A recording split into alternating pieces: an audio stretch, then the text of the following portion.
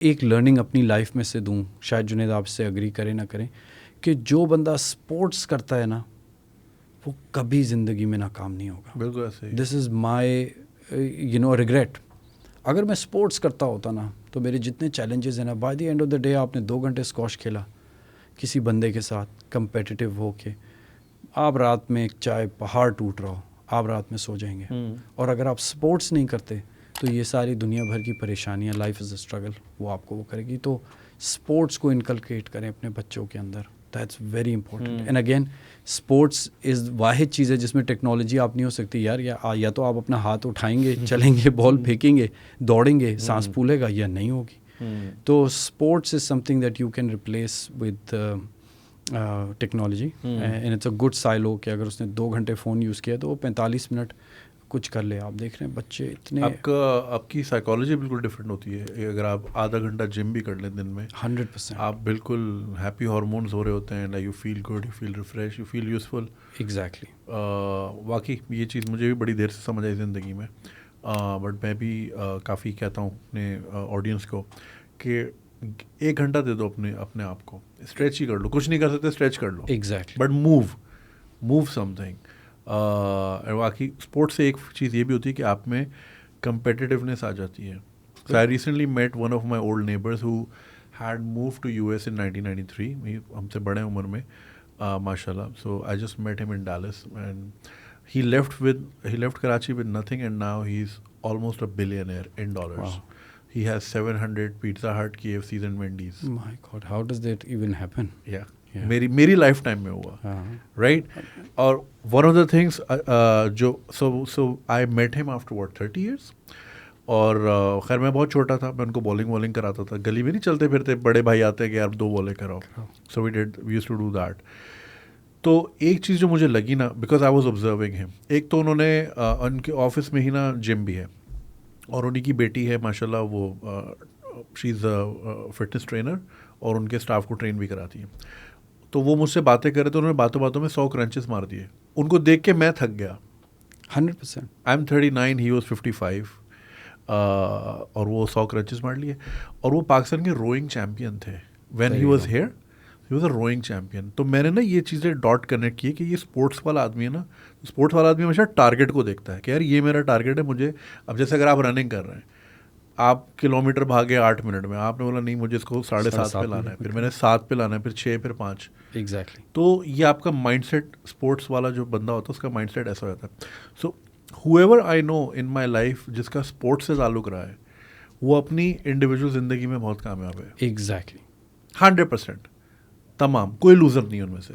That's very very true. और ये मैंने आपको कहा ना कि मेरी लाइफ का लर्निंग है जो मैं बच्चों को कहना चाहता हूँ कि यार कुछ भी करो। अच्छा देखिए, आपने example the of a successful man, but मैं एक थोड़ा सोशलिस्ट एजुकेशनिस्ट हूँ। मेरी सक्सेसफुल मैन की डेफिनेशन बड़ी डिफरेंट है।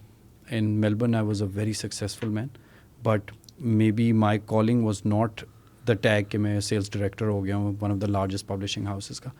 आप स्पोर्ट्समैन देखेंगे ना कि अगर वो कुछ नहीं भी है ना, वो फिर भी अपने घर का माहौल, अपनी रात की नींद और अपनी सेहत, वो तीनों में जीत जाते हैं। तो आधी ज़िंदगी तो आप जीत गए। Exactly.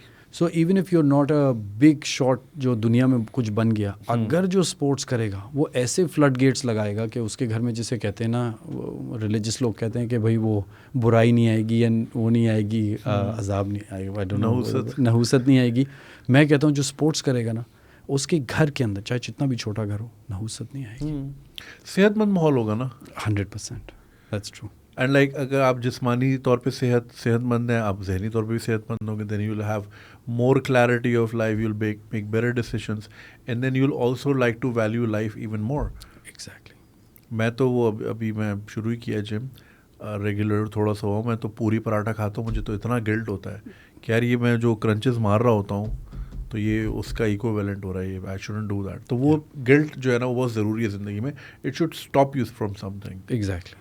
So yeah, my message to everyone is get in shape, get out, 45 minutes की brisk walk करें। हाँ, you know, अपने फेफड़े खोलें। प्रॉब्ली हम जब ब्रीथ करते हैं तो हम तो बिल्कुल प्रिलिमिनरी सा ब्रीथ कर रहे होते हैं, हम तो अपने फेफड़ों को भी सही तरह इस्तेमाल नहीं कर रहे होते। ऐसे ही 5 ब्रीथ इन 5 ब्रीथ आउट करें तो आपके सर में ऑक्सीजन जाए एंड और आगे भी हेल्थ इस मुल्क में रहते हुए आपके पास कोई मेडिकल सिस्टम तो है नहीं। हाँ, जो आपको आप या तो अपने बच्चों पे बोझ बनेंगे या अपने आप पे या अपनी माँ बाप पे बोझ बनेंगे जब आप बीमार पड़ेंगे। कार्डियो में आप फिर बिस्तर ढूंढ रहे होंगे और सारे पैसे वहाँ लग जाएंगे। तो ये भी सोचना चाहिए कि स्मार्ट बने। बच्चे आजकल के इतने स्मार्ट हैं, अगर आप उनको इस तरह सोचने में लगा दें कि यार ये सोच लो कि 50-60 के बाद बीमारी अगर आई तो कोई बचाने नहीं आएगा, कोई बचाने नहीं आएगा।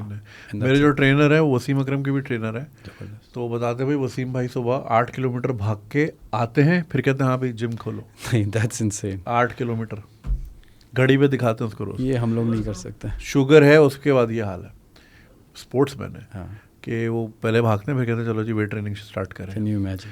और मज़े की बात सर जी सुने, कह रहे हैं कि वो वसीम भाई खुद बता रहे थे कि वो खान साहब के साथ जब गए ना, खान साहब ने पैरों पे वेट बांधे वसीम भाई के और अपने बनी गाला की पहाड़ियों पे। वसीम भाई कह रहे हैं मेरी तो हालत टाइट हो गई, खान साहब भागते रहे ऊपर, फिर भी चढ़ गए।